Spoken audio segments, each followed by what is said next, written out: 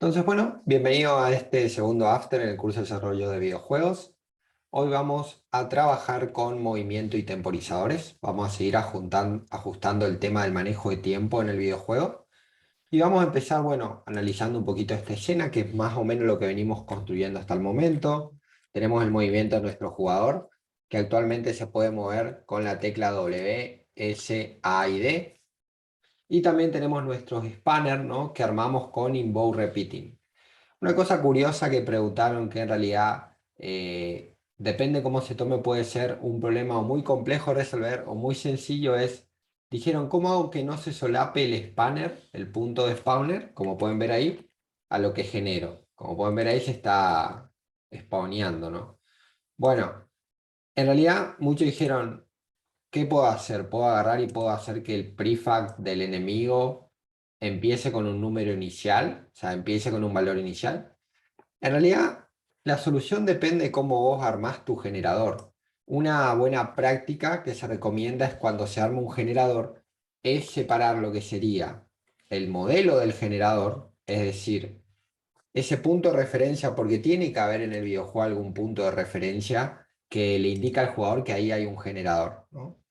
Entonces, separar ese punto de referencia que es el modelo, ponerlo como un GainObject anido y hacer que el GainObject padre sea aquel que tenga el script que contiene el generador. ¿Y por qué esto es importante? Porque entonces yo puedo poner este modelo, este GainObject anidado, en cualquier lugar. Por ejemplo, puedo ponerlo en -1 en Z, y como el punto de referencia a partir del cual se crea el spanner es la posición del padre, me da total libertad para poner el punto de referencia donde yo quiera, sin necesidad de tocar las posiciones de los hijos, ¿no? Entonces, fíjense cómo una simple decisión de diseño, que es poner el GainObject que va a representar el objeto que podemos identificar como el spanner en el escenario 3D. Este objeto ahora es un cubo, pero más adelante va a ser algún objeto de referencia, una cruz, una puerta, lo que fuera, que encaje con nuestro setting, ¿no? Pero fíjense que al poner este como hijo y al hacer el padre que tenga el script y se tome este punto de referencia, automáticamente nosotros podemos ir manejando la posición del hijo en relación al padre con mayor libertad. Y eso es simplemente lo que nosotros vemos plasmado en una cuestión de diseño que a veces se arma así, pero tiene sus ventajas, ¿no? Y esta es una de ellas, que podemos ir organizando los modelos y los GainObjects en función de cómo mejor nos convenga.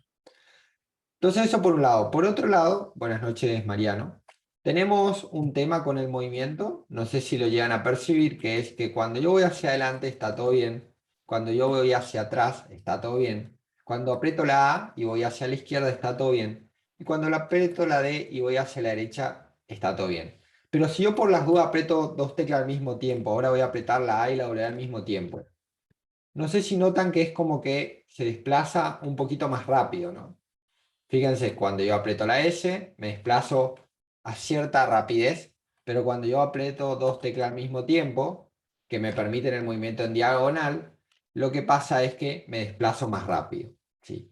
Y eso tiene que ver con eso que dice Jeremías, que se está multiplicando. ¿Y por qué se está multiplicando?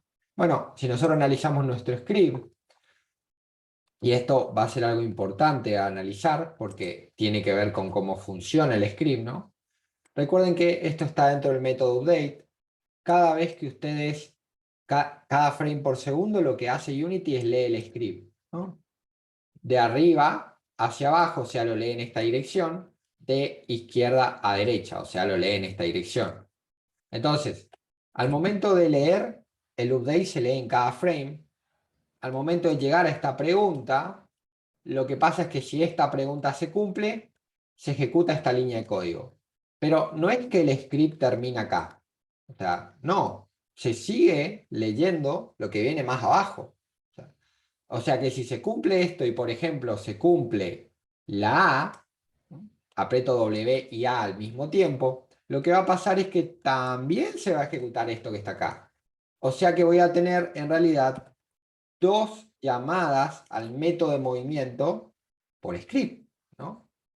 Entonces, ¿qué pasa? Voy a tener una orden de movimiento en forward y una orden de movimiento en left. El problema que tengo acá es que al tener estas dos órdenes de movimiento por separado, lo que ocurre es que se aplica, ¿no?, la velocidad por duplicado, porque la velocidad estaría afectando dos veces a la traslación, porque se hace la orden de movimiento dos veces. No sé si se entiende, ¿no? Si yo aprieto dos teclas a la vez, esa orden de movimiento se está dando dos veces por frame. No, recién empezamos, Joaquín. Entonces, ¿cómo podría yo solventar esto? Bueno, existen dos técnicas. La primera es dejar esto como está, dejar esta estructura como está, ¿no? Y utilizar una variable tipo vector para indicar la dirección en función a donde me muevo, almacenar esa dirección, pero mover una única vez. Suena medio raro, pero lo vamos a hacer ahora. Y la otra es usar los axis. Entonces, la primera idea de la primera media hora de After vamos a dedicar a esto. A arreglar este problema, ¿por qué? Porque en realidad, si ustedes se ponen a pensar, es medio ilógico, salvo que sea una mecánica, que cuando me mueva en diagonal me mueva el doble de rápido. Es algo que queremos evitar. Entonces vamos a analizar cómo lo podemos evitar. Una forma va a ser con una variable de tipo vector 3, que va a ser una especie de variable auxiliar, y la otra va a ser utilizando los axis. Y de paso le voy a explicar qué son los axis en Unity. Que dependiendo de lo que quieren hacer, pueden utilizar o esta forma, que sería la forma tradicional, como detectar la tecla específica, o la forma del axis, que es algo que te provee Unity, para asociar a un conjunto de teclas, ¿no?, determinado valor en relación a cierta orientación de movimiento, podríamos decir. Entonces, vamos con la solución de esto en base a lo que ya tenemos. Entonces, vamos allá. Un segundo. Entonces, como les digo, el problema acá es que si se presionan dos teclas a la vez, se va a dar dos veces esta orden. Entonces, ¿qué opción tengo para solucionar esto? Bueno, la primera opción sería crear un vector 3, ¿no?, una variable vector 3. ¿Cómo crear una variable vector 3? Esto ya lo vimos, en realidad lo hicimos público, pero en este caso la vamos a hacer privada, direction player. Y esta variable lo que va a hacer es, en esta variable yo voy a contener la dirección a la que se va a mover el player en función de la tecla que presiona. Entonces, en vez de decir movete inmediatamente, lo que yo voy a hacer es que si el player presiona la W, le voy a decir que direction player es igual a vector 3 forward. ¿Cómo esto va a ser un fix? Porque en realidad la orden de movimiento la voy a dar una única vez por frame. En realidad el movimiento no lo voy a hacer acá, sino que lo voy a hacer al final y lo voy a hacer utilizando la dirección del movimiento, del player. Esa sería la idea de fix. Entonces, ¿de qué manera esto nos solucionaría el problema? Porque acá, fíjense que nos vamos a mover una única vez por frame, independientemente de la cantidad de teclas que el usuario aprieta al mismo tiempo, porque un jugador te puede apretar si quiere la A, la W y la D al mismo tiempo, ¿no? Y ahí va a generar una especie de situación acá. Yo podría controlar una tecla por frame, es viable, eso lo vamos a ver cuando veamos la clase de condicionales avanzados, ¿no? Pero entiendan que esta decisión depende del tipo de videojuego que quiero hacer. Más que nada depende de eso, depende del tipo de movimiento que quiero para mi juego. No hay como soluciones específicas que sirven para todos los casos. No, esto depende de cómo querés programar tu juego. Entonces, si querés un movimiento de WASD, el cual el movimiento en diagonal no aumente la aceleración por 2, tenés que aplicar este fix. Pero si vos te sentís cómodo o creés que esta aceleración por 2 en diagonal es una mecánica, lo podés mantener. Hay juegos que los tienen, ¿no?, que tienen este movimiento en diagonal duplicado, porque en realidad no hace mucho cambio a la experiencia de usuario. Pero si lo querés fixar, bueno, esta sería una de las opciones. Entonces lo que harías es, tendrías esta dirección de player y en realidad no movés cuando se aprieta W, lo que haces es que reemplazás esta instrucción por la dirección, ¿no?,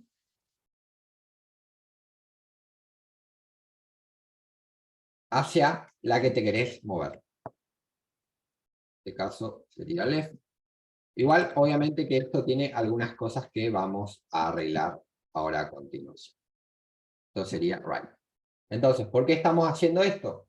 Porque si el usuario presiona dos teclas a la vez, en realidad, por frame, yo me voy a mover siempre una única vez. Pero imaginemos que yo lo dejo así, se van a dar cuenta que en realidad acá no cambia nada. Vamos a formatear el documento. ¿Por qué? Porque en realidad acá admito, ¿no? ¿Qué es lo que evita este bajón de movimiento? Evita que cuando vos apretás W y D, no te muevas en diagonal, en primer lugar. De hecho, fíjense, vamos a verlo. Vamos a correr de vuelta el script.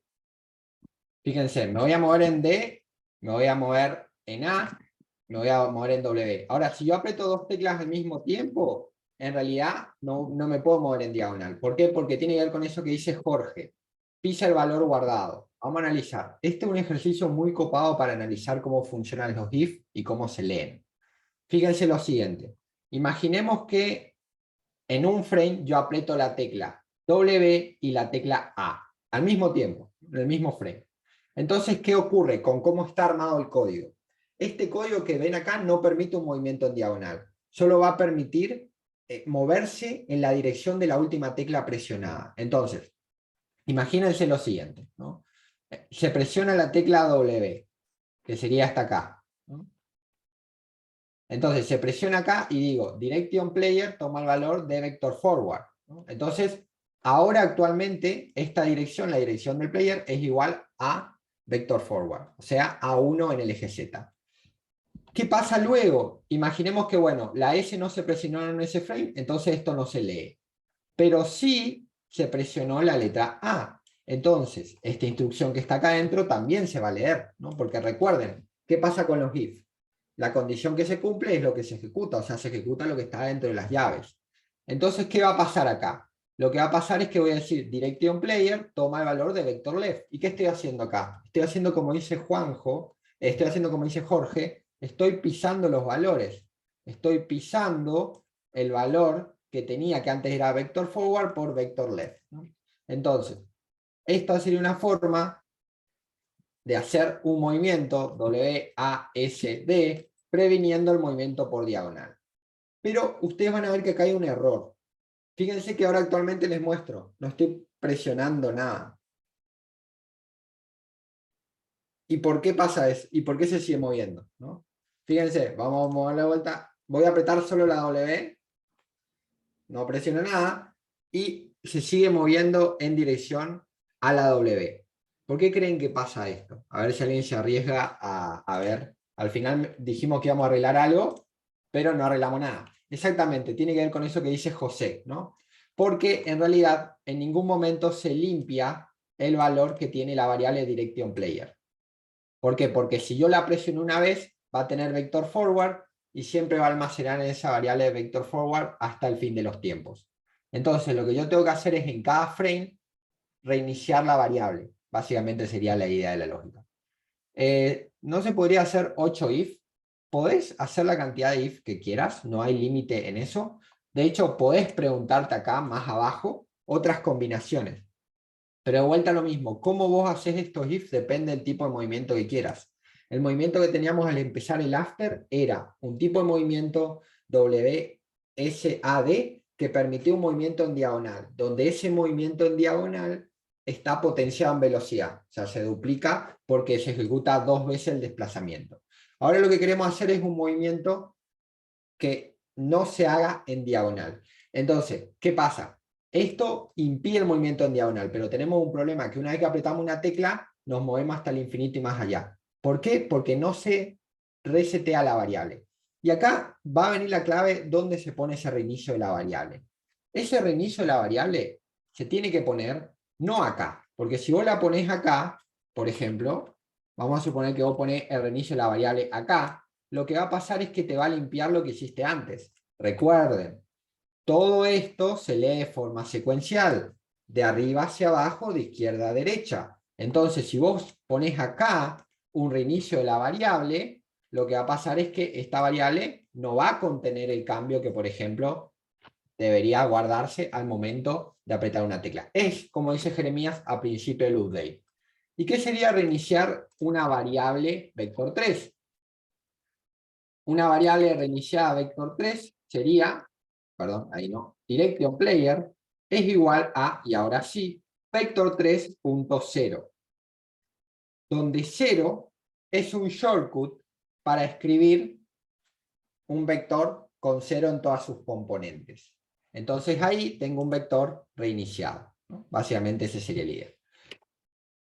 ¿Qué pasa acá? Lo que tengo acá es que esto se va a ejecutar independientemente de si el vector tiene o no algo. Una forma que podemos ver qué contiene el vector sería hacer lo siguiente. Si ustedes tienen instalado Unity Snippet, si escriben log nomás, en vez de escribir debug log, escriben log, les va a hacer un cuadradito. Apretan tab y automáticamente lo que va a pasar es que les va a salir debug log en autocompletado, entonces mucho más rápido. Entonces lo que vamos a hacer va a ser ver esa variable en la consola para ver qué tenemos. Entonces lo que hicimos fue reiniciar esa variable en cada update.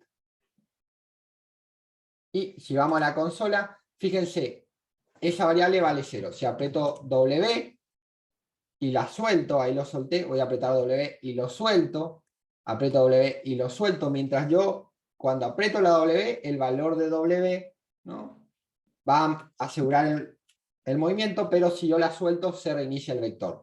Pueden ver que se reinicia porque se incrementa, obviamente, ese contador, ¿no? O sea, esa muestra de que el vector es 0, 0. Si voy para atrás me muevo, si voy para D me muevo, si voy para A me muevo. Si aprieto dos teclas, la tecla que básicamente se va a mover va a depender del orden en el que se hagan estas verificaciones. Porque si yo pongo primero la W y en el mismo frame se aprieta la A, entonces el valor que va a quedar en Direction Player va a ser el de la tecla A, ¿no? Entonces, esto se podría variar en función de cómo hagan los if, pero la idea más o menos se entiende, ¿no? Como esto es un movimiento que no nos permite movernos en diagonal, a grandes rasgos, ¿no? Más o menos, ¿alguna duda de cómo funciona esto? Como pueden ver, es técnicamente otra forma de moverse. Ahora, ¿qué se les ocurre que podríamos hacer para así movernos en diagonal y tener el mismo movimiento que teníamos al principio, pero conservando la velocidad? Exactamente como dice Nicolás. En vez de pisar los valores, lo que yo voy a hacer es que al vector inicializado, ¿no?, lo que voy a hacer es ponerle más acá y ponerle más. Entonces, ¿qué va a ocurrir acá? Lo que va a ocurrir acá es que en realidad, si ya hay algo en el vector, le va a sumar la nueva dirección a la que tenés que desplazarte. Entonces, si apretaste dos teclas en el mismo frame, vas a tener las dos direcciones en el vector y te vas a desplazar en diagonal. Lo mismo que teníamos al principio, con la ventaja de que ahora la velocidad se aplica una única vez. Y entonces ahora sí tendríamos fixeado esa situación. A ver. Exactamente, esa es la idea, ¿no? Fíjense, como podemos ver, acá nos movemos en diagonal, acá nos movemos a y en diagonal, ¿no? Exactamente. Mismo, y ahí estaría arreglado. ¿Por qué no se suma la velocidad? Porque recuerden, la orden de movimiento se da una única vez. Una única vez. En el ejercicio al principio, la orden de movimiento se daba tantas veces por frame por teclas presionadas al jugador. Si ustedes encontraran la forma de presionar las 4 teclas, en un frame se iba a dar la orden de movimiento 4 veces, ¿no? En este caso, la orden de movimiento se da una única vez por frame. Lo que se hace es se suma a una variable tipo vector 3 las distintas direcciones en las que se quiere mover en función de las teclas presionadas. Como pueden ver, acá está bastante fixeado el problema es el movimiento en diagonal por 2. Y el cálculo de translate se hace una única vez, lo cual está bastante bien, porque este es un cálculo computacionalmente bastante costoso. Si lo comparamos, obviamente, con por ejemplo, el movimiento por posición, porque este tiene en cuenta la rotación, es un poquitito más costoso. Una última cosa que a mí me gustaría hacer para dejar ya este script funcionando y un poquito más verificado es que en realidad yo no me debería mover para este caso, ¿no? Porque fíjense, estas líneas de código se ejecutan, o sea, vamos a limpiar la consola. Fíjense, yo no estoy apretando nada y ahí eso se está ejecutando, ¿no? Eso implica que la orden de movimiento también se está ejecutando. O sea, y en realidad yo no me debería mover si el vector está en cero. Esa sería la lógica. Entonces, ¿qué puedo hacer ahí? Puedo hacer un condicional, ¿no? Exactamente, lo condicionamos, como dice Jeremías. Algo interesante que pueden hacer con Visual Code, que está bastante bueno, es que si ustedes quieren meter un if y que construir un if a partir de un conjunto de líneas de código, esto créanme, más adelante le va a ser muy útil, es seleccionan las líneas de código, empiezan a escribir if, utilizan el autocompletado y automáticamente Visual Code les pone esas líneas seleccionadas dentro del if. Eso créanme, después más adelante les va a servir un montón. Lo repetimos. Quieren meter estas líneas dentro de un if, seleccionan las líneas que quieren meter dentro de un if, empiezan a escribir el if, eligen el autocompletado, Visual Studio Code les autocompleta la sentencia. Son pequeñas cosas que mejoran la productividad. Entonces, ¿cuál sería la pregunta que me tengo que hacer acá? Bueno, me puedo hacer, sí, Direction Player. Algunos van a decir, bueno, si es igual que vector 3.0. Pero en realidad, lo que yo tengo que hacer es preguntarme si es distinto, ¿no? Porque, ¿qué pasa? Yo solo me voy a mover cuando Direction Player no valga vector 3 igual a 0. ¿Qué es vector 3 igual a 0? Es ese valor que no tiene ningún valor en la componente eje, en el eje X, Y o Z. ¿Qué es este valor iniciado? Es decir que si Direction Player es distinto de vector 3.0, significa que al menos entró en algunos de estos if que tenemos acá, ¿no? Básicamente. Entonces con esto, ahora fíjense, con Visual Studio creo que se puede hacer también, pero no estoy recordando si se puede. Se debería poder hacer. Entonces, fíjense que esas líneas solo se ejecutan cuando se mueven, ¿no? Si yo no tengo nada apretado, automáticamente no ocurre esa llamada. Entonces, ahí sí tendríamos el movimiento, ¿no? Totalmente asfixiado, y este condicional puede ser un poquitito más, ¿cómo es? Complejo, pero piénsenlo que en realidad nos interesa ejecutar esto siempre y cuando Direction Player no sea igual a vector 3. ¿Por qué? Porque si es igual a vector 3, significa que no entró en ninguno de estos condicionales. Entonces, hasta ahí, ¿cómo vamos? ¿Quieren hacer alguna duda acerca de esta solución? Bueno, ahora, ¿y cuál se usa? ¿Se usa la primera que teníamos? ¿Se usa la del medio, esa que restringe el movimiento diagonal? ¿Se usa esta? Depende del tipo de juego que tengan. Incluso piensen que en un juego de carrera, por ejemplo, en realidad el movimiento W y S puede ser para acelerar y desacelerar, y A y D en realidad es un movimiento hacia los costados, ¿no?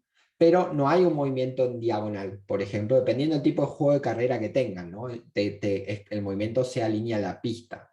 Entonces, como pueden ver, esta decisión de qué movimiento elegir depende del tipo de juego que quieran hacer, pero por lo menos ya cubrimos, aunque sea 3 casos. Movimiento diagonal acelerado, movimiento diagonal restringido y movimiento diagonal en relación al movimiento WSAD a la misma velocidad. Pero ¿qué pasa? Esta es una opción. Es la opción que yo puedo utilizar para el caso de identificar una tecla específica. Unity nos provee otra opción, que es un poquitito más compleja en términos de código, pero más acotada. ¿Por qué digo más compleja? Porque implica entender algunas cuestiones que vamos a dialogar ahora, que está bastante interesante. Después alguien preguntó por el temporizador, ahora lo vamos a hacer. Primero hacemos esta parte del código y después hacemos la parte del temporizador. Entonces, esta forma de detectar sería la forma más tradicional que ustedes van a encontrar en cualquier motor de videojuegos. Se presiona una tecla, detecto que se presiona una tecla con un if, y automáticamente hago lo que tengo que hacer, ¿no? Pero Unity me provee algo adicional, que son los axis.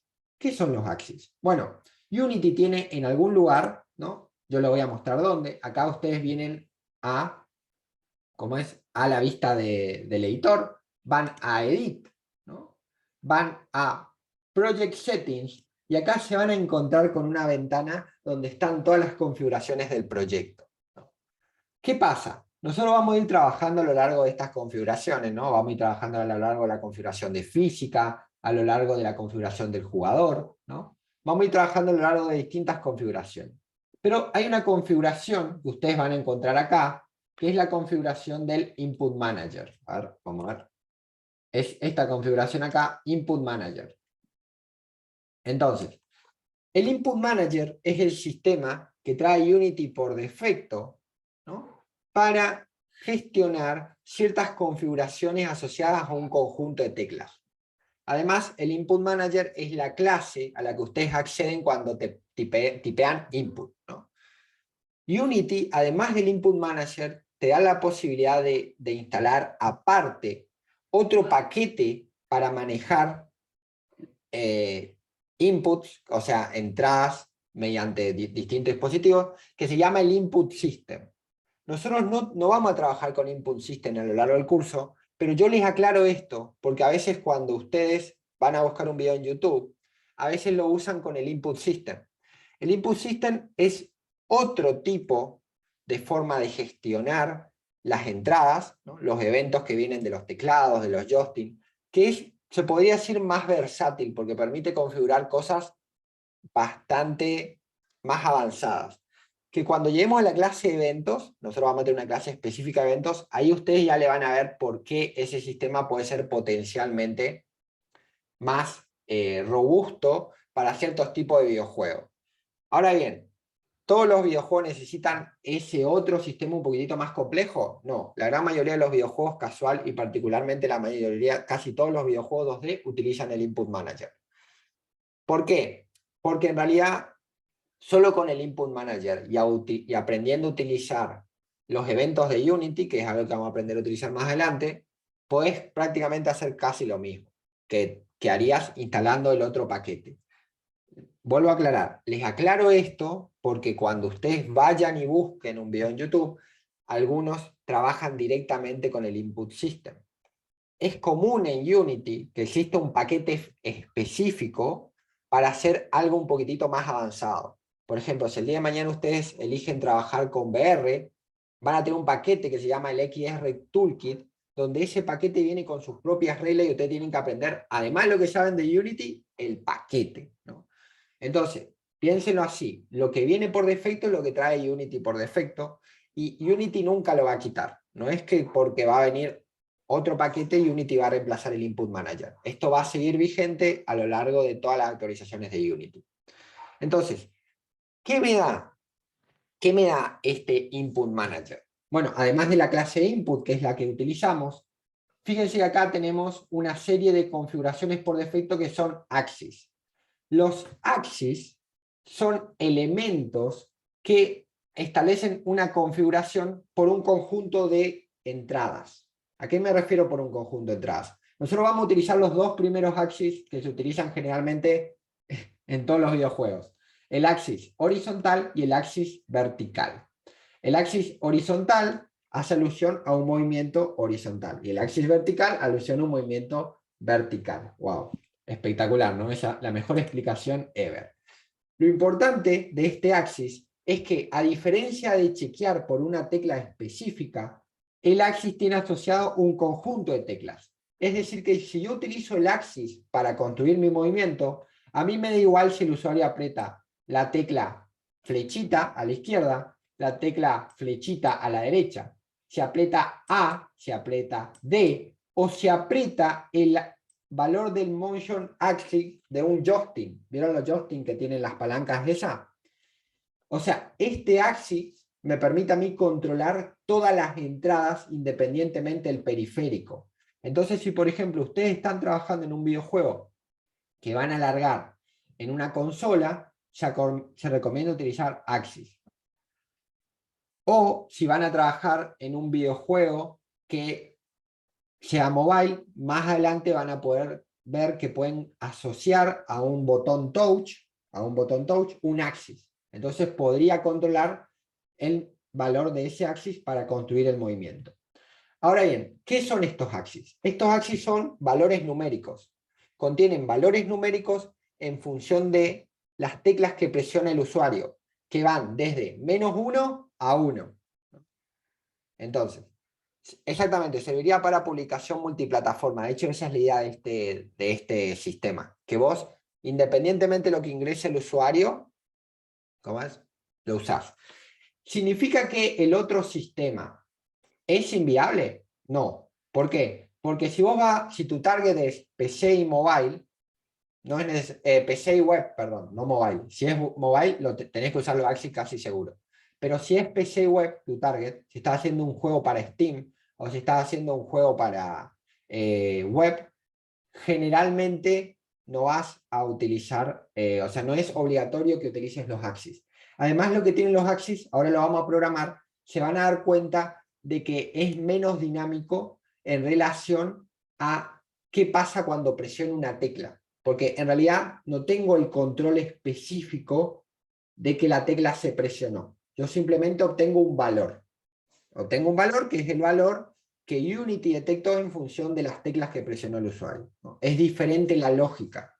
Entonces, acá lo que yo tengo es total control del momento en el que se presiona la tecla.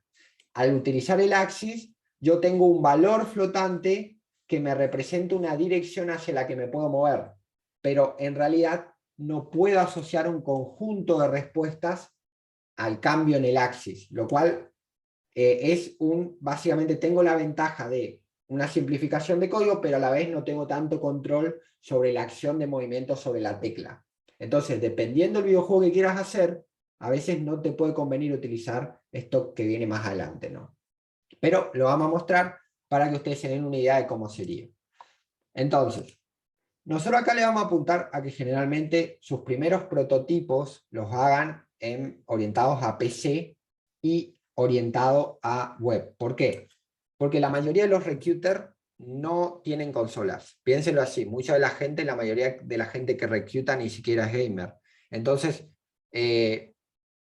piénsenlo que la gran mayoría de los prototipos que van a tener que distribuir van a tener que ser a través de ejecutables, ya sea para Windows o para Mac, o a través de juegos en la web, que son el formato general con el cual publicarían un juego en itch.io, perdón, o en una Jam, o lo tendrían en su portafolio. Entonces, generalmente lo que se alienta es que inicialmente se construían videojuegos para PC y web, porque es un target menos complejo en términos de adaptación técnica. Para hacer mobile, por ejemplo, tenés que tener algunas cuestiones en términos de performance que son un poquitito más complejas, que ahí sí amerita un curso aparte, ¿no? Piénsenlo que nosotros dijimos que este es un perfil generalista, donde ustedes van a tener todos los conocimientos base para poder especializarse en lo que quieran. Y en base a un curso más avanzado de desarrollo de videojuegos, esto es algo más o menos que yo les quiero aclarar en base a sus expectativas. Piensen que el curso avanzado en desarrollo de videojuegos debería estar orientado en el género que quieren construir, porque el conocimiento que necesitan para hacer juegos de estrategia, si bien puede ser el mismo motor, técnicamente los ejercicios no es lo mismo que si quieren hacer un RPG. Entonces, lo que se estila en realidad es que una vez que ustedes tengan la base, se orienten a tomar cursos en el género que quieren construir. Si ustedes quieren hacer videojuegos mobile, tomen cursos específicos de mobile. Si quieren hacer juegos RPG, tomen cursos específicos de hacer juegos RPG. Es muy difícil hacer un generalista, ¿no? Lamentablemente, en términos de oferta de RPG, si ustedes no saben inglés, están re complicados. ¿Por qué? Porque la gran mayoría de oferta en Unity específica está en inglés, ¿no? Probablemente más adelante Coder largue alguna que otra oferta específica, pero, por ejemplo, en RPG, mobile y cualquier tipo de género específico hay cursos en inglés, incluso hay algunos gratuitos, otros a un precio considerable, pero a lo que vamos que existen. Mientras que en habla hispana no hay tanta especificidad, ¿no? Es simplemente por una razón de que la industria anglosajona tiene más años que la industria hispanohablante de desarrollo de videojuegos, ¿no? Casi nos duplican. Entonces, es normal, va a llevar un tiempo hasta que existan ofertas más específicas. Entonces, más que nada para aclarar eso, que es algo profesional que está interesante también para hablar con estos afters. Si jugás con un teclado y ratón, bueno, a esto es lo que vamos. Si vos utilizás el axis, vos controlás el input, ¿no? Si vos controlás un axis, el input, básicamente aplica tanto para el joystick como para como es el teclado. Pero si no, vos podrías acá explícitamente también detectar un input de joystick. Es posible también. Sí, Unity Learn ya tradujo algunos, pero por ejemplo, los cursos más específicos de RPG que hay en el mercado son los de Game Dev TV, y esos, por ejemplo, no están en español. Entonces, ahí hay algunas cuestiones, ¿no? Que la oferta en inglés es relativamente mayor. Entonces, ¿cómo podríamos utilizar este movimiento con los axis? Bueno, en realidad vamos a programarlo, vamos a comentar esto acá, y vamos a crear un nuevo método. Entonces, por el momento, solo no vamos a tener nada en el update, o sea, el update está vacío, y lo que vamos a tener va a ser un nuevo movimiento con el cual nos vamos a mover, private, ¿no? Va a ser un movimiento que se va a hacer a través de un método, void move axis.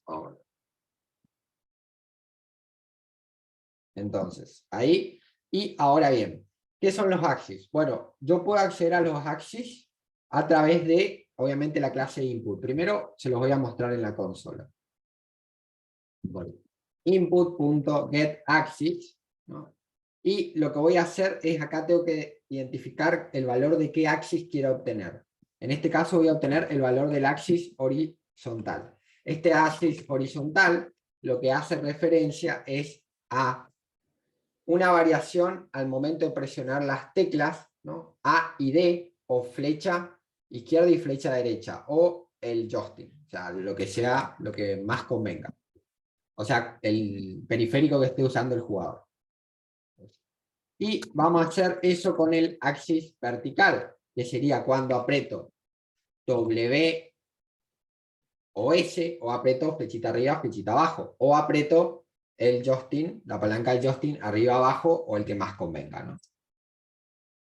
Entonces, ¿qué pasa con esto? Vamos a llamar a este método en el update para ver los cambios. Recuerden que si ustedes no llaman al método en el update, esto nunca se llama, entonces no va a ningún lado. Entonces, esperamos que se actualice. Y vamos a apretar algunas teclas. Entonces, como pueden ver, cuando yo aprieto si no aprieto nada, tengo 0. Pero si yo empiezo a apretar teclas, fíjense que hay una variación, ¿no? Es una variación de un valor decimal, que esto va a estar determinado en cómo se presionó esa tecla. Usted me va a decir, profe, no entiendo cómo este valor decimal me permite a mí identificar una dirección del movimiento. Bueno, no sé si ven que ahora ese valor es negativo. No sé si lo llegan a ver. Es negativo porque yo estoy presionando la S. Entonces ese valor es negativo porque estoy presionando la S. Pero cuando yo presiono la W, van a ver que, fíjense, el tema es que se empieza, acá tengo que ir bien abajo, empiezo a apretar la W y ese valor empieza a ser positivo. Empiezo a apretar la S y ese valor empieza a ser negativo. Aprieto la A y van a ver que ese valor es negativo, y aprieto la D y van a ver que ese valor es positivo. Entonces, ¿qué está pasando acá? Para hacer una explicación. Lo que yo tengo acá es que tengo un eje vertical y tengo un eje horizontal. ¿Qué está pasando acá? Cuando yo aprieto una tecla, ¿no?, que va hacia abajo, es decir, la S, por ejemplo, en el eje vertical, este valor tiende a -1. Y cuando va para arriba, ese valor tiende a 1. O sea que es entre -1 y 1. Yo voy a tener un valor numérico ahí. Si se aprieta hacia abajo, ese valor va en negativo. Si se aprieta hacia arriba, ese valor va en positivo. Lo mismo ocurre con el axis horizontal. Si yo aprieto un valor, una tecla, que va hacia, por ejemplo, la derecha, el valor va a ir en positivo. Mientras que si va hacia la izquierda, el valor va a ir en negativo. Todos los axis los valores son entre -1 y 1. Entonces, ¿qué yo puedo hacer con eso? Yo puedo construir un vector para determinar la dirección de movimiento, ¿no? Esa es la clave. Entonces, ¿cómo construyo ese vector? Bueno, lo que hago es, pongo estos dos valores en variables. Y digo, bueno, esto acá es el eje horizontal.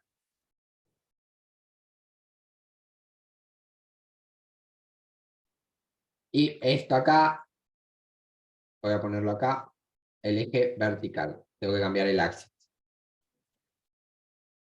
Exactamente. Eso ya lo... Esto detectaría tanto las flechas como el joystick como las WASD. Esas configuraciones se pueden cambiar en el Input Manager. Vertical. Entonces, como les digo, acá voy a tener un valor que va a estar determinado por qué tecla se presionó hacia qué lado y qué tecla se presionó hacia qué lado en el eje vertical. Entonces, ¿qué puedo hacer con esto? Yo puedo construir con esto una dirección de movimiento. ¿Y cómo la construyo? Bueno, acá tengo que construir un vector, ¿no? Y puedo construirlo, vamos a construirlo directamente en el Translate. Voy a trasladarme, porque me voy a seguir trasladando, y lo que voy a hacer va a ser crear un nuevo vector, y este vector va a tomar el eje horizontal, va a ser, ¿no? Obviamente, el movimiento horizontal. Por ejemplo, vamos a poner eje horizontal. Igual van a ver que esto va a requerir unos ajustes. En el eje Y no me voy a mover, salvo que sea un juego donde manejo un avión, que ahí sí me movería en el eje Y, pero acá el eje Y va a ser un salto, porque estamos haciendo un juego en tercera persona o de plataforma. Mientras que el eje vertical podría controlar el eje Z. ¿Por qué? Porque necesito un valor en Z para moverme. Igual se van a dar cuenta que es como que las componentes pueden no tener tanta coherencia como la estamos trabajando acá. Vamos a ver cómo queda. Vamos a ver cómo queda y ahora lo vemos. Lo que sí, fíjense, esto acá, este vector, ¿qué creen que le falta? Seguimos con la misma lógica. Acá tengo una dirección. Esto sería lo mismo que poner acá un vector 3, que sería dirección. Vamos a ver. Entonces, a esta operación del translate le falta exactamente lo que están diciendo ahí. Le falta el resto del cálculo, que sería multiplicar por la velocidad y multiplicar por time delta time. O sea, básicamente eso sería lo que le falta. Entonces, vamos a ver qué tenemos ahora. Como pueden ver, yo les dije, puede ser una forma más breve de escribir el movimiento, pero a la vez una forma más compleja en términos de construcción de código, porque implica racionalizar qué son los axis, que son valores flotantes, y que con esos valores yo puedo construir un vector 3, ¿no? Pero van a ver que encima necesito un ajuste adicional. ¿Por qué? Porque fíjense lo que voy a tener ahora. Entonces,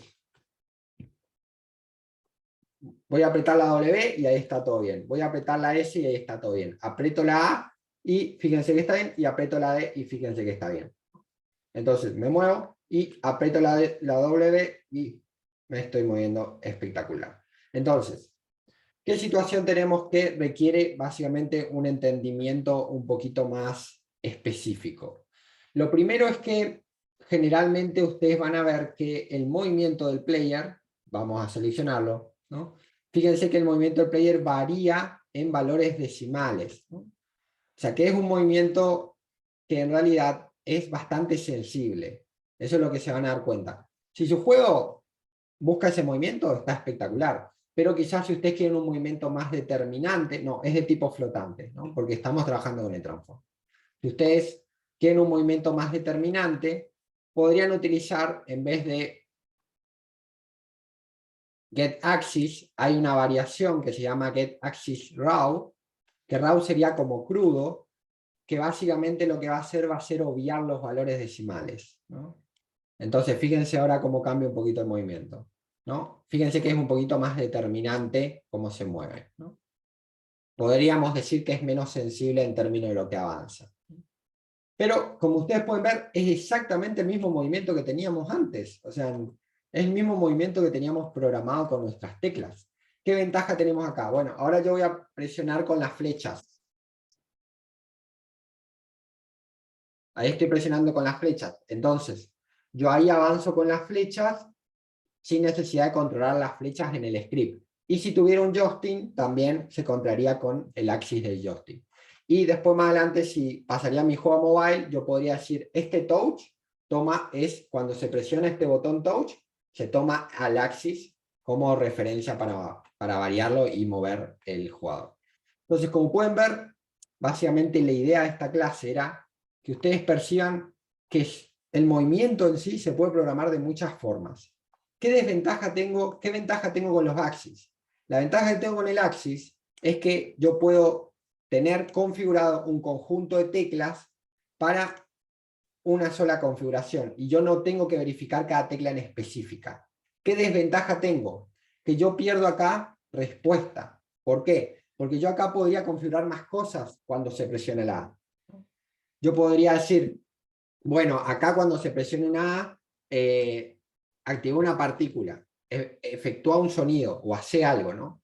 Yo acá tendría más versatilidad al momento de presionar una tecla específica. Acá, cuando se presiona una tecla, lo determina básicamente Unity. Yo podría hacerme una pregunta, por ejemplo, si este eje no vale 0 y así sucesivamente, pero va a ser un poquitito más engorroso hacer. En cambio, si yo necesito más acciones asociadas a las teclas, generalmente lo que voy a tener es que voy a utilizar este tipo de movimiento. Por ejemplo, ¿en qué caso? En un juego de carrera. En el juego de carrera, cuando yo aplique la dirección, también voy a tener que hacer variar el espidómetro y actualizar las interfaces. Entonces, vas a tener más acciones asociadas a la presión de una tecla. Entonces, acá capaz este elemento, quizás no sería tan acorde. Pero de vuelta lo mismo, no hay respuestas cerradas, depende de cómo lo quieran construir. GetAxis, lo que es más sensible es GetAxis versus GetRaw. ¿Por qué GetAxis es más sensible? Porque toma valores decimales. Dependiendo de cómo se presione la tecla, hay una variación decimal. Mientras que GetAxisRaw toma valores enteros, los redondea básicamente. Entonces, tus posibles direcciones de movimiento son -1, 0 o 1. Dependiendo del tipo de juego que quieras hacer, quizás quieras un movimiento más sensible u otro. ¿Cómo lograríamos el movimiento sensible en el primer método? En el primer método, técnicamente, fíjate, siempre es determinante. ¿Por qué? Porque te mueves en una unidad. En realidad no lo lograrías. Ese sería el tema. Ahí también sería algo para restar. Porque es siempre en un valor de una unidad. Esa es la clave. En el caso del primer método. Sí, podés detectar cuando se presiona un axis. Ahí incrementarías un poquito el tema de cómo armarías el tema de la instrucción, porque tendrías que encima detectar si se presiona el axis y a la vez capturar el valor del axis.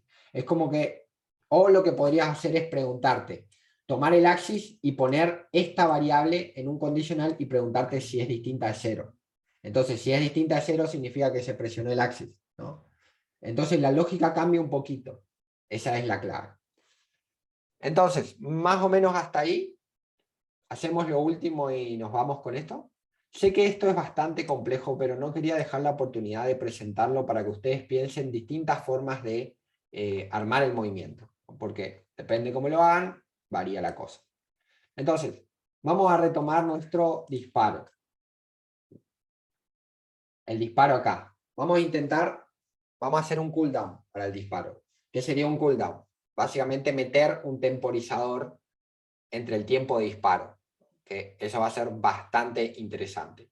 ¿Cómo lo puedo hacer? Bueno, hay distintas opciones de hacerlo, vamos a hacerla más fácil. Después, más adelante, seguimos desarrollando la más difícil. Exactamente, lo del can shoot, sí. Entonces, vamos a ver, para recordar cómo era el disparo, ¿no? Entonces, hay disparo con E y que dispara. ¿Qué problema tengo con esto? Que si yo aprieto la E rápido, tengo esta situación acá, que esto acá es el mejor ataque que le puede hacer el procesador del jugador. Es algo que no se recomienda, ¿no? Tiene que existir una cadencia de disparo o un cooldown. Entonces, ¿cómo lo puedo hacer? Bueno, la forma más sencilla de hacerlo es, por ejemplo, tener una variable que se conoce como variable booleana. ¿Qué es una variable booleana? ¿Se acuerdan que hablamos de los valores booleanos? Que son true o false. Es decir, es una variable que tiene dos posibles valores. ¿Es verdadera o es falsa? Entonces, lo que yo voy a hacer acá es una variable booleana, que la voy a hacer pública para que la veamos del editor, que la veamos por el editor, pero no necesariamente es obligatorio hacerla pública. Y voy a hacer una variable booleana que se llame CanShoot. Y voy a decir que por defecto esta variable es verdadero. ¿Por qué uso variables booleanas? Piensen que sirven como un interruptor. ¿Vieron cuando prenden y apagan la luz? Bueno, la luz prendida sería true, la luz apagada sería false. Para eso sirven las variables booleanas. Entonces, en este caso, la variable booleana, si ustedes no le asocian un valor, empieza en false. A mí me interesa que empiece en true. ¿Por qué? Porque este interruptor yo lo voy a utilizar para determinar si el personaje puede o no disparar. Entonces, lo que voy a hacer acá es voy a decir que empieza en true. Por defecto, él puede disparar. Ahora, ¿qué otra cosa más puedo agregar? Puedo agregar una variable flotante. Vamos a copiar y pegar esto. Y esta variable flotante va a ser el cooldown. Y va a ser 2 segundos. Esta variable la voy a utilizar para establecer, ¿no?, cuánto es la tasa de refresco del disparo, o sea, cuánto es el espacio entre disparo y disparo. Esto sí se recomienda que sea editable, porque dependiendo del tipo de mecánica que quieras, capaz esto se puede ajustar nivel a nivel o es un ajuste de diseño. Más adelante vamos a hablar en cómo decidir qué es editable y qué no, y vamos a mejorar un poquito esto, pero inicialmente el cooldown se aconseja que sea editable, ¿no? Entonces, ¿cómo hago esa verificación? Bueno, lo primero que hago acá es, voy a anidar un condicional donde me voy a preguntar si CanShoot es true. Si CanShoot es true, ahí dispara. Y vamos a formatear esto acá. Entonces, ¿qué hay acá? Acá tengo lo que se conoce como un if anidado. Esto, los que ya saben programación, saben que se puede poner un AND acá, ¿no? Pero esto lo vamos a ver nosotros en la clase de operadores avanzados. Pero también así es viable. ¿Qué significa? Lo que está ocurriendo acá es que si se presiona la tecla, y acá adentro tengo un if anidado que pregunta por una segunda cosa. Si se presiona la tecla, entra este if. Y si entra este if, se va a preguntar CanShoot. CanShoot, recuerden, es como un interruptor. Si está en true, significa que puede disparar. Entonces veamos ahora el funcionamiento de nuestra lógica. Les digo, acá no necesitamos un console log, porque si yo vengo acá al interruptor, fíjense, el interruptor está en CanShoot, ¿no? Entonces disparo y fíjense que sigue en true. Obviamente como sigue en true, no hay ningún cambio. Pero si yo, por ejemplo, lo paso a false, fíjense que ahí estoy intentando apretar la E y no puedo disparar, ¿no? Si lo aprieto en true, puedo disparar. Pero si lo paso a false, no puedo disparar. Si lo paso true, puedo disparar. A mí me interesa que este cambio sea por código. Esa sería la idea de implementar esta temporización. Entonces, ¿cómo lo hago? Bueno, inicialmente lo que puedo hacer es disparaste una vez, perfecto. Entonces, CanShoot es igual a false. ¿Qué pasa? Esto va a tener un problema que vamos a hablar a continuación. Reinicio y vemos el resultado. ¿Sí? Como puedo ver, puedo disparar una vez, no estoy teniendo, ¿no? ¿Qué no estoy teniendo? El mecanismo para volver a poner CanShoot en true después de cierto intervalo de tiempo. Entonces lo que necesito es establecer una temporización. Y como dijimos, la forma que nos provee Unity, que es bastante sencilla, es utilizar el método invoke. Hay una forma manual de hacerlo. Si quieren, nosotros más adelante le proveemos el código para que ustedes sepan cómo se haría de forma manual. Incluso el código está en la filmina. Pero de vuelta a lo mismo, la idea es aprender las formas de Unity, porque así ustedes se facilitan bastante la vida. Y de hecho, si se acostumbran a trabajar con Invoke, cuando veamos las corrutinas van a ver cómo se puede prototipar procesamientos complejos de forma muy rápida, ¿no? Entonces esa también es la idea, ¿no? Entonces, ¿qué tengo que hacer? Por ejemplo, lo que tengo que hacer es decir, en algún momento, después de disparar, pone CanShoot en true. Pero yo no lo puedo hacer inmediatamente, porque si lo hago inmediatamente, van a ver que la ventana de tiempo es muy pequeña. Esto es algo que ocurre en el mismo frame. Entonces lo que yo tengo que hacer es hacer esto de forma diferida y lo voy a hacer con el método invoke. Entonces lo primero que voy a hacer es voy a poner esta línea en un método. Para poner una línea en un método selecciono la línea, control punto, y automáticamente me da un montón de opciones. Puedo seleccionar extraer en un método. Esto es con Visual Studio Code. Extraigo en un método y le voy a poner a este método reset shoot. Obviamente, este método acá todavía no se está llamando en diferido. Para llamarlo en diferido, ¿qué necesito? El método invoke. Entonces, lo que hago acá es, escribo invoke, que sería invocar, invoke, y el único tema y uno de los problemas que tienen estos métodos es dos cosas.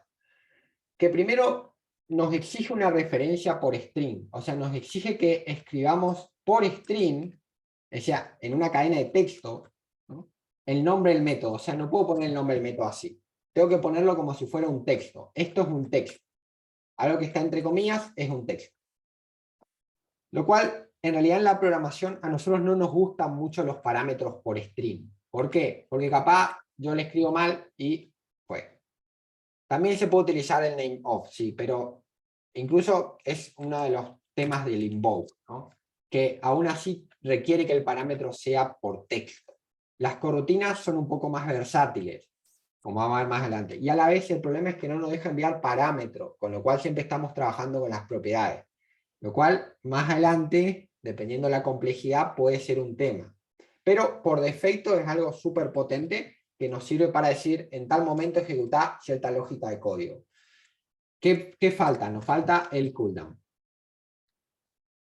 Entonces, lo que vamos a tener acá va a ser una situación de que se invoca esto después de ciertos segundos. Y se hace el reset shoot. Entonces, vamos a verlo.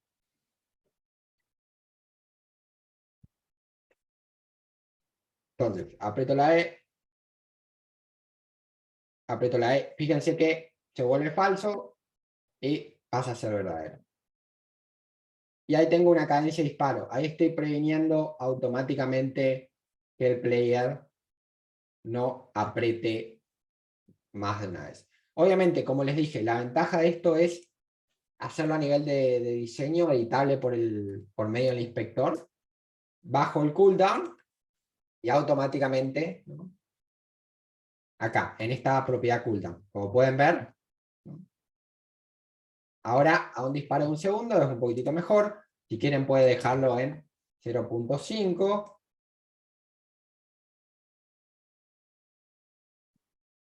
Como pueden ver, es un blink, ¿no? Ahí ya depende del tipo de juego que quieran hacer.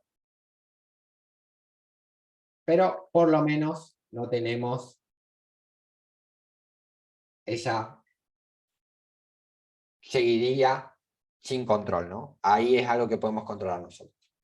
Entonces, bueno, hasta acá, gente, ¿qué les pareció? ¿Alguna duda de lo que vimos? Fíjense que cubrimos movimiento y el temporizador de este elemento. No sé si quieren hacer alguna pregunta, ya sea de esto o de algo adicional, no hay ningún problema. ¿Se puede tener una determinada cantidad de balas? Por ejemplo, 15. Sí, podrías poner acá una variable que sea... Vamos a hacerlo. Podés poner acá una variable que sea, por ejemplo, max munition. Y decir que esta variable empieza en 0. Para cantidades se recomiendan variables enteras. Por ejemplo, int. El problema que vas a tener acá es que vos eliminás las balas. Y al eliminar las balas, vos no vas a poder controlar esto bien si no aprendes a usar eventos. Pero aún así podríamos llegar a determinar un máximo de municiones. ¿Cómo lo haces? Cuando vos se dispara una munición, o sea, o incluso podría hacer un slot de munición, o sea, que vos solo podés tener 15 balas. Entonces, tenés 15 balas y cada vez que disparás, por ejemplo, decrementás la munición. ¿Y qué pasa? Si la munición es igual a 0, no deberías disparar. Y después con las colisiones, ahí vamos a hacer que puedas agarrar munición, ¿no? Pero más o menos se podría hacer. O sea, acá tendrías que poner un condicional que sería así. Max munition es mayor que 0, porque solo dispararía si tenés munición. Y el resto de esta lógica acá la pone en ese bloque. Pero básicamente esa sería la idea. Genial, genial. Recuerden que esto, gente, es práctica a full, porque fíjense que incluso a los que ya programan, ¿les parece intuitivo esta forma de razonar la construcción de un GameObject, por ejemplo? ¿Les parece que se parece a otras cosas que vieron en programación?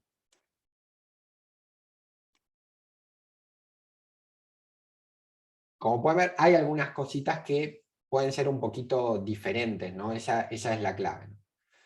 Sí, sí. Por eso les digo, no es una traducción tal cual. ¿Cómo hacemos para que algo sube y baje? Por ejemplo, para que una nube haga eso y la sensación de flotar. Bueno, es interesante. Subir y bajar lo haces con el eje X e Y. Pero ¿qué pasa? Todavía no tenemos gravedad. El movimiento, o sea, la flotación, el rebote, la fricción, ¿no? Todo eso es algo que se simula con físicas en el videojuego, que vamos a aprender a partir de la clase colisiones.